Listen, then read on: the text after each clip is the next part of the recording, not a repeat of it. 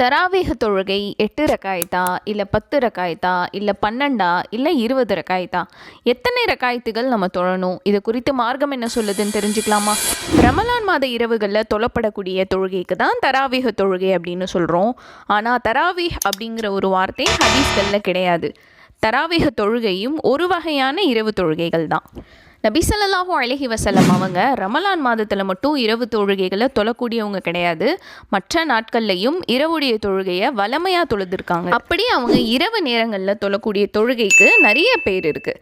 அதில் சலாத்துல் லைல், வித்ரு, தஹஜத் தொழுகை, கியாமுல் லைல், இது எல்லாமே இரவு தொழுகைகளை குறிக்கக்கூடிய பெயர்கள் தான். இங்கே இரவு தொழுகைகளுக்கு பெயர் தான் வேற தவிர தொழுகைகள் எல்லாமே இரவு தொழுகைகள் மட்டும்தான். இதில் எந்த ஒரு மாற்று கருத்தும் கிடையாது.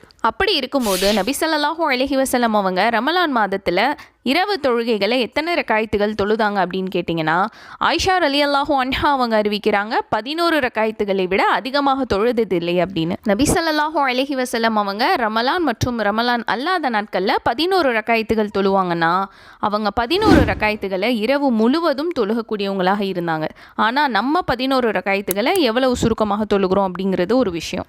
ரெண்டாவது, நபி ஸல்லல்லாஹு அலைஹி வஸல்லம் அவங்க 11 ரக்காயத்துகள் தான் தொழுதாங்க அப்படின்றதுக்காக நம்ம 11 ரக்காயத்துகள் மட்டும்தான் தொழுகணும், அதுக்கு அதிகமாகவோ குறைவாகவோ தொழணும் அப்படின்னு எந்த இடத்துலையும் குறிப்பிடப்படலை. அதே போல் உமர் ரலியல்லாஹு அன்ஹு அவங்க 23 ரக்காயத்துகள் தொழ வச்சாங்க. அப்படிங்கிற தொழுகையுடைய ஹதீஸுக்கு சரியான ஆதாரம் கிடையாது. எனவே இரவு தொழுகைகள் அப்படிங்கிறது பொதுவாக மிகவும் வலியுறுத்தப்பட்ட சுன்னாவாக இருக்குது. இதை இரண்டு ரக்காயத்துகளாக இஷாவுடைய நேரத்தில் இருந்து ஃபஜருக்கு முன்பு வரைக்கும் நம்ம எவ்வளோ முடியுமோ அவ்வளோ தொழுதுக்கணும். தொழுது முடிச்சுட்டு கடைசி தொழுகையாக வித்ரு தொழுகையை நம்ம அமைத்து கொள்ள வேண்டும்.